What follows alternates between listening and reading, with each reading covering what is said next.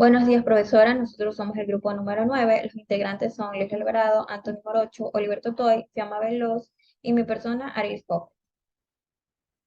Nuestro tema es el teorema de Bayes. ¿Para qué sirve el teorema de Bayes? Se ha utilizado como cálculo de la probabilidad aleatoria de un determinado suceso, teniendo la información de antemano. Para la resolución de un ejercicio se pueden utilizar cualquiera de las dos fórmulas. La que se encuentra a mi izquierda establece que la probabilidad de que ocurra R dado que ya ha sucedido A, es igual a la probabilidad de A, dado que ER, multiplicado por la probabilidad de ER, todo eso dividido para la ley de probabilidad total. También se debe tener en cuenta que los eventos que pertenecen al espacio muestral deben ser exhaustivos y mutuamente excluyentes. Exhaustivos quiere decir que la unión de los eventos es igual a omega y mutuamente excluyentes quiere decir que la intersección de los mismos deben ser disjuntos. Para el planteamiento del siguiente ejercicio, se tomó la información del archivo de datos históricos sobre el volumen de pruebas para COVID-19 de Bélgica en el año 2022. De acuerdo a esto, se obtuvo tres variables. Una cualitativa que consta de región de Bruselas en Bélgica. La primera cuantitativa son nuevos casos confirmados de COVID-19 y la segunda son pruebas realizadas.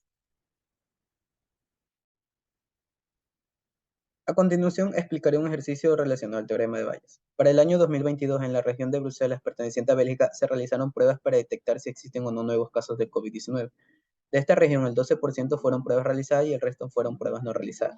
De las pruebas realizadas se detectaron que existe un 10% de nuevos casos y el 90% no se hallaron nuevos casos. Adicional a esto, de las pruebas no realizadas se obtuvieron que un 60% hay nuevos casos. Dada esta información, ¿cuál es la probabilidad de que una persona se haya realizado la prueba sabiendo que pertenece al grupo de los nuevos casos de COVID?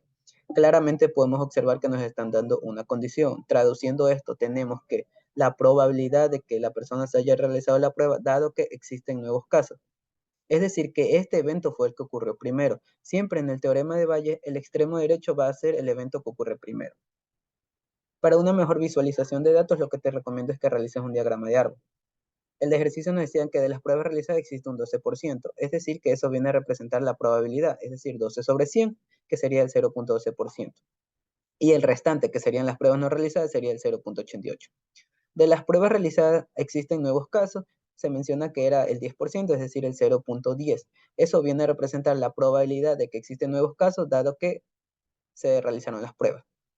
Luego, de las pruebas no realizadas, también se menciona que existen nuevos casos, lo cual representa el 0.60%, es decir, la probabilidad de que existen nuevos casos, dado que no se realizaron pruebas. Ahora, aplicando la fórmula del teorema de Bayes, tenemos lo siguiente, que la probabilidad de que se realizaron las pruebas, dado que existen nuevos casos, es igual a la probabilidad de la existencia de nuevos casos, dado que se realizaron pruebas, por la probabilidad de que se realizaron las pruebas. Todo eso dividido para la probabilidad de la existencia de nuevos casos. Traduciendo esto a R, tenemos lo siguiente. Primero, lo que yo hice fue definir las variables. PR viene a representar las pruebas realizadas, PNR las pruebas no realizadas, ENC existen nuevos casos, NENC no existen nuevos casos. La probabilidad de pruebas realizadas era el 0.2, la probabilidad de que existen nuevos casos dado que las pruebas se realizaron era el 0.10, la probabilidad de que no se realizaron las pruebas era el 0.88 y la probabilidad de que existen nuevos casos dado que no se realizaron las pruebas era el 0.60. Si corremos estas variables, tenemos los siguientes valores. Ahora, aplicando la fórmula que ya había mencionado anteriormente, procedemos a reemplazar los valores. La probabilidad de que se realizaron las pruebas, dado que existen nuevos casos, era igual a la probabilidad de que existen nuevos casos, dado que se realizaron las pruebas, por la probabilidad de que se realizaron las pruebas, y eso dividido para la probabilidad de que existen nuevos casos. Pero, ¿cómo hallamos la parte del denominador? Si nos fijamos bien en el ejercicio, vemos que existen dos partes donde se menciona la probabilidad de la existencia de nuevos casos. Entonces, esto vendría también a representar la probabilidad total.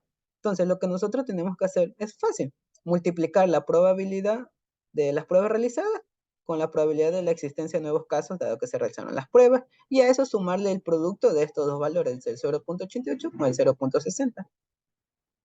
Entonces, Transcribiendo la fórmula, vendría a ser la probabilidad de que existen nuevos casos es igual a 0.12 por 0.10 más 0.88 por 0.60. Entonces, si corremos esto, el resultado será, tenemos que es 0.022. Es decir, que la probabilidad de que una persona se haya realizado la prueba sabiendo que pertenece al grupo de los nuevos casos de COVID es de 0.022. Bueno, gracias.